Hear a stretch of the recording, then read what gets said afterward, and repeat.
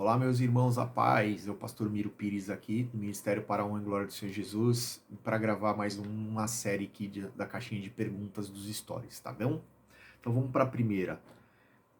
Diz assim: Israel vai ser julgado na tribulação, por quê?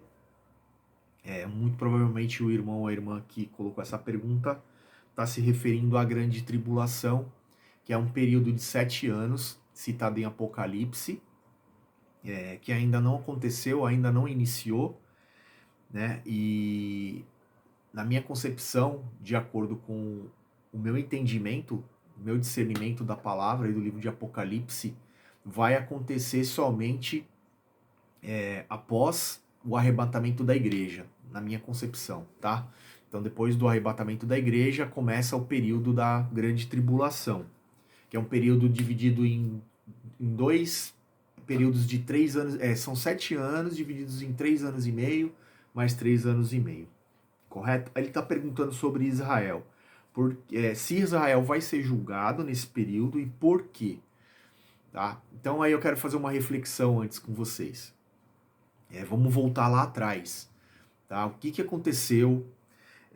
Quem é Israel? Israel, o povo escolhido por Deus, certo? Israel, quem deu o nome Israel foi o próprio Deus, né? Deus mudou o nome de Jacó, passou a chamar Israel e a partir dele deu início a uma grande nação que existe até hoje.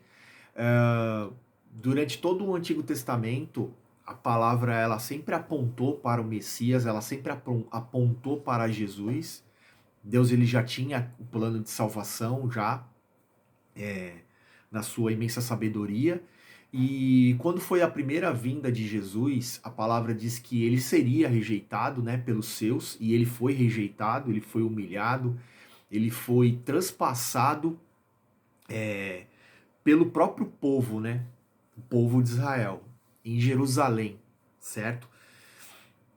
Então, o que acontece? Hoje em dia, se você for olhar Israel, eu peguei aqui um dado hoje, nos dias de hoje, Israel, quanto à questão de religião, ele está dividido assim: quase 83% das pessoas, dos israelitas, eles seguem o judaísmo.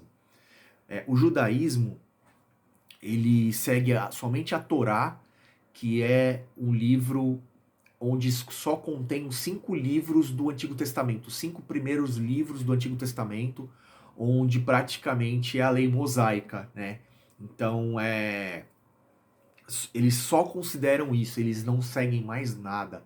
Eles não consideram que Jesus ele já veio, que Jesus ele já foi o Messias, eles estão esperando até hoje a vinda do Messias, certo? Então esse é o judaísmo. O 10% do país ou da nação de Israel hoje segue o islamismo, né? O islamismo que veio do, dos ismaelitas, né? Veio daquela parte ali que se dividiu ali, ou quando houve uma briga entre os irmãos, né? Então, veio, o islamismo ele praticamente veio ali do povo árabe, daquele povo ismaelita. Então, eles seguem o Alcorão, né? E eles disseminam um ódio para com os cristãos, né? Com perseguição, com mortes. No próprio Alcorão diz que o cristão ele deve ser decapitado, ele deve ter sua cabeça cortada e deve ser morto. Então, tanto é o ódio que existe. E isso veio lá de trás e se propaga até hoje, certo? 4% do povo de Israel não tem religião. Então a gente pode considerar que 4% são ateus. E pasmem, né? Pasmem. Existem o dobro de cristãos, porque o cristianismo é seguido por apenas 2% da população de Israel hoje. E 1,4% são outras religiões, né? Outras seitas, enfim. Então, quer dizer, 2% cristãos, 4% ateus, né? Quase 83%, que é a grande massa, seguem o judaísmo, e 10% o islamismo. Então, essa é a situação atual de Israel. Então, eu quero que vocês meditem comigo e pensem assim, o que vocês acham que vai acontecer quando do arrebatamento da igreja, né? Porque aqueles que não creram que Jesus ele já veio como um homem e ele se entregou por nós em sacrifício suficiente, né, como um sacrifício perfeito e que nos deu acesso hoje que nós temos ao Pai, acesso à nossa salvação, certo? Essas pessoas elas não vão ser arrebatadas, concordam? Elas vão ficar.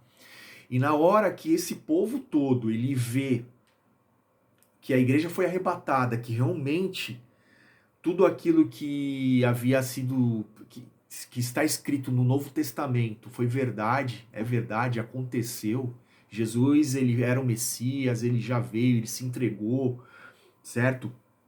Então eles vão ficar atônitos, eles vão ficar em choque com isso, né? E muitos deles vão se arrepender nesse momento, né?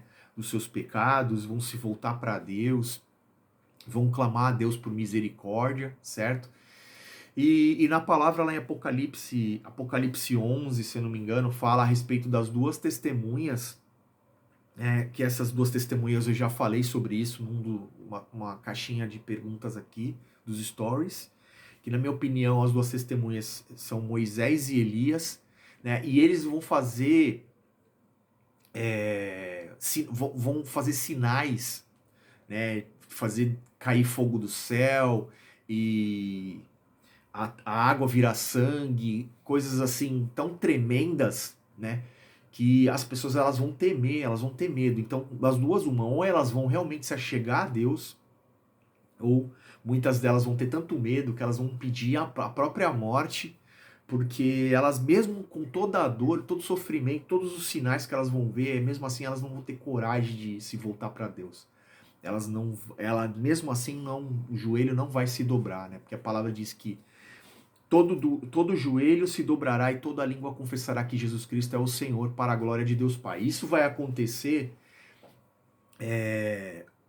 ou já está acontecendo agora para algumas pessoas, né, que nem nós já reconhecemos, mas muitas pessoas, nem com tudo que vai acontecer na grande tribulação, elas não vão acreditar. Algumas sim vão se converter e vão ser salvas, mesmo depois do arrebatamento, vão ser salvas, né? Porque no dia do juízo é que tudo vai ser definido de uma vez por todas, né? Onde as ovelhas vão estar à direita e os bodes à esquerda. As ovelhas, aquelas que realmente escutaram e tiveram a humildade e o entendimento, o discernimento do Espírito para poder reconhecer Jesus como o único caminho, verdade e acesso à vida eterna, o plano de salvação de Deus.